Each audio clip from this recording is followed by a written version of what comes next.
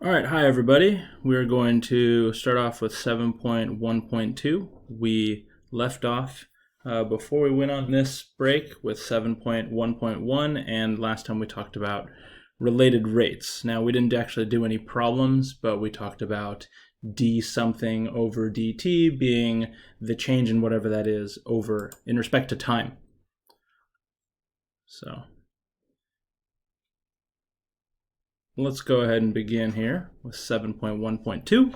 We're only going to do 7-14 and 7-15 because our limited amount of time, and you're not going to have a chance to discuss with each other as much unless you want to post questions on my website. So we've got this guy, Mr. Cabana, and he's painting his house one day. He had a terrible accident. The bottom of the 20-foot ladder he was standing on started to slide away from the wall. So we've got this guy, he's on the ladder, and the ladder is going this way.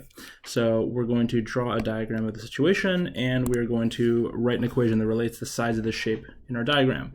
So we've got a ladder. It is up against a wall, and we end up getting a right triangle.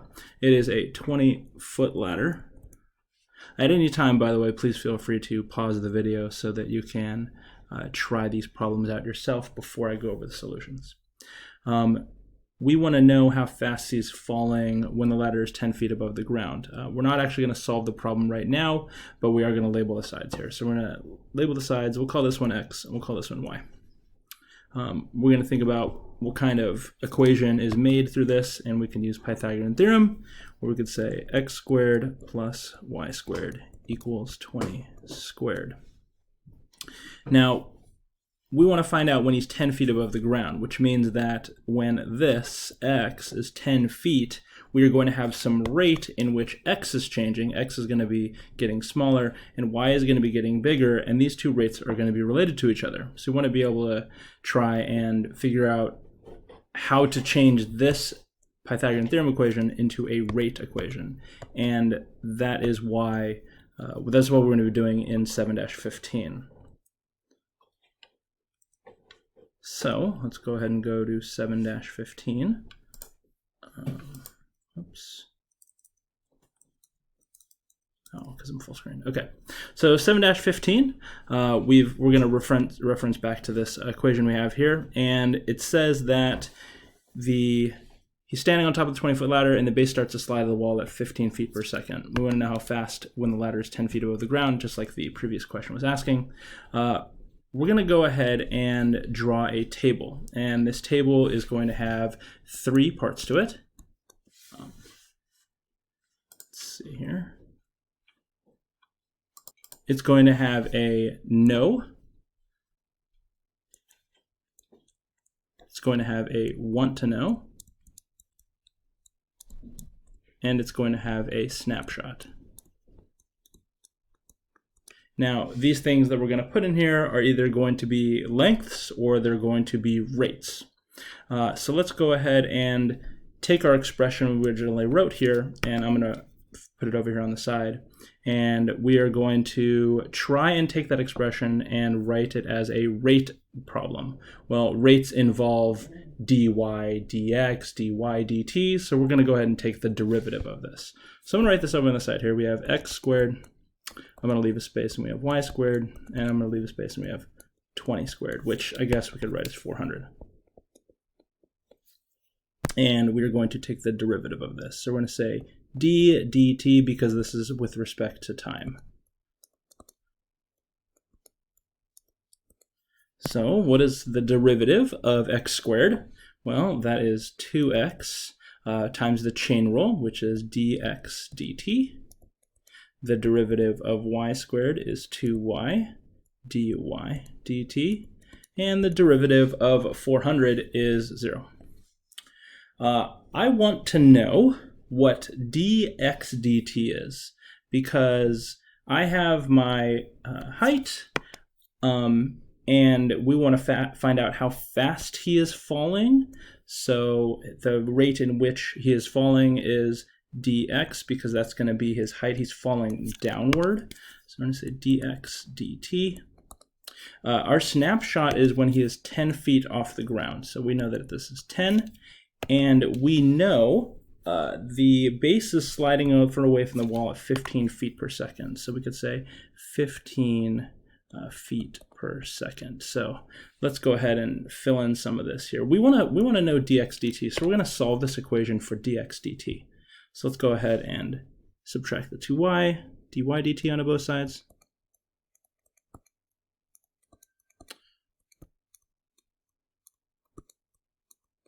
And then we'll divide by 2x.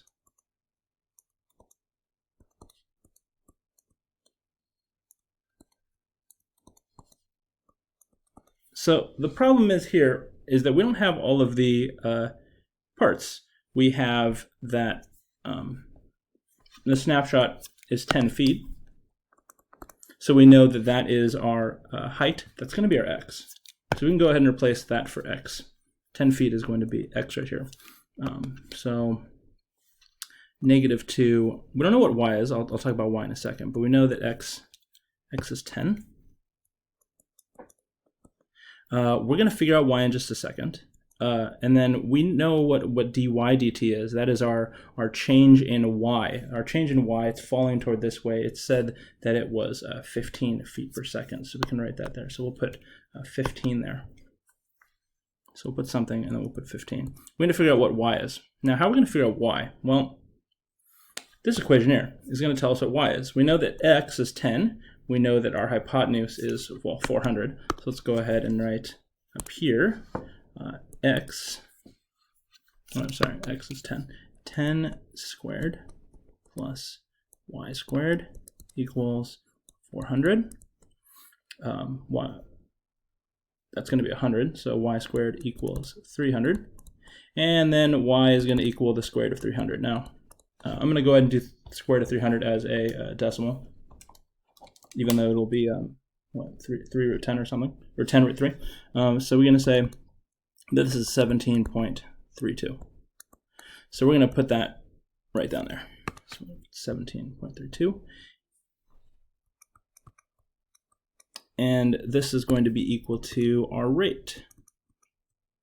So we're going to find out how fast he is falling. And we plugged in each of the information here. So let's go ahead and multiply.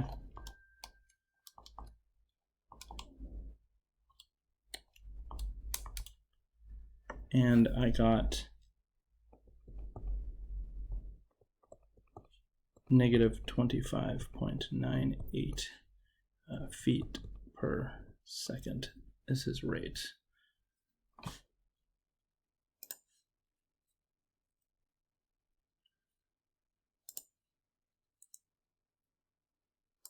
I paused the video because I realized that I made a mistake here.